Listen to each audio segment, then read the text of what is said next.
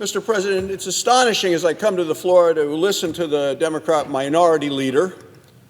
We just heard his comments about foreign aid keeping Russia and China at bay. If it were only the case. The minority leader has a long and spirited history of wasting American taxpayer dollars.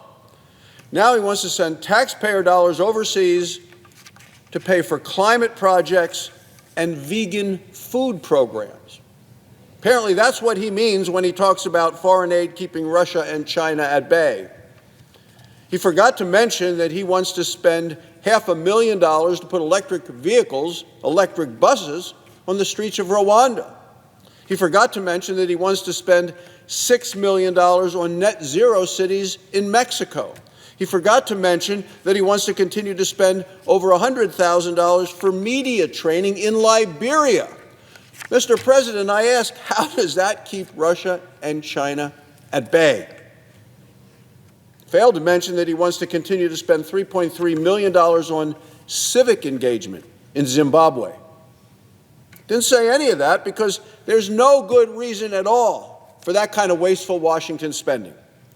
None of this spending helps farmers or ranchers in my home state of Wyoming. None of this spending helps struggling families. In November, Americans voted to end this wasteful Washington spending. The voters got it right. Chuck Schumer gets it wrong. How many people went to the polls and told politicians to spend $7.4 million of their hard-earned money on teaching foreign countries about environmental racism? No one. Democrats love to hide behind fear-mongering, and that's what the minority leader has done again today. Democrats never stand up and defend their spending on the merits. I don't see Democrats coming to the floor and talking about those projects that they want to see continued because they know it doesn't hold up to the least amount of public scrutiny. The American people look at this, and for them the issue is quite simple. Their taxpayer dollars are being wasted and have been wasted for a long time. And the Democrats in this body want to continue wasting them. We still have families digging out from the worst inflation in 40 years.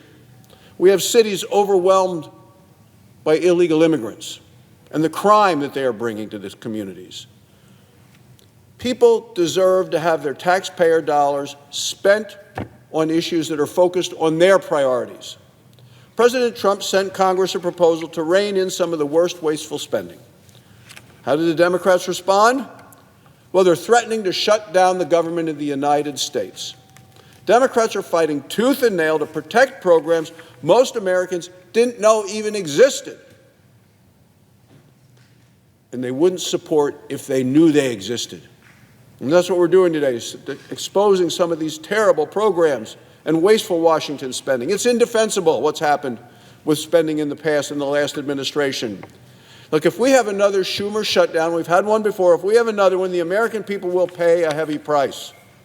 Seniors who rely on Social Security, military families living paycheck to paycheck, and Border Patrol agents will be forced to work without pay.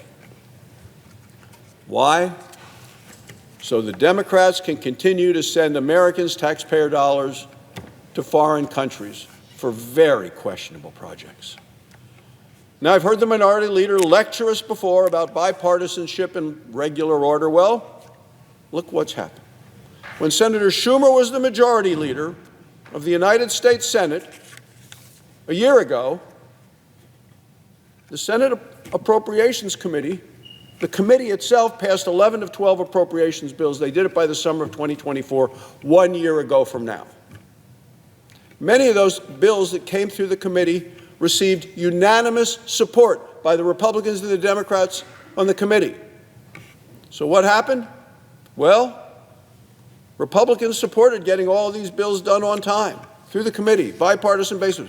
What did he do? What did Senator Schumer do with these bills?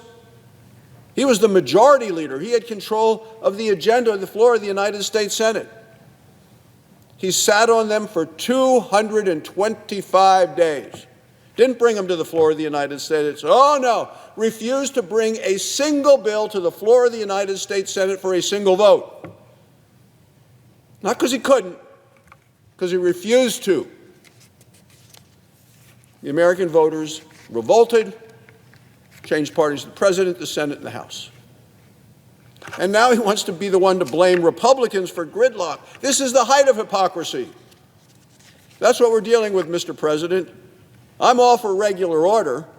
That's why I want to commend Senator Susan Collins for her leadership now as the Republican chairman of the Appropriations Committee in the Senate. She is working in good faith. She's committed to getting the job done. This debate is about more than dollars and cents. It's about priorities and how we spend American taxpayer dollars. Americans didn't vote to continue the Green New Deal or even try to force it on the rest of the world. The American people voted to fix what's broken here at home. Republicans have our priorities straight.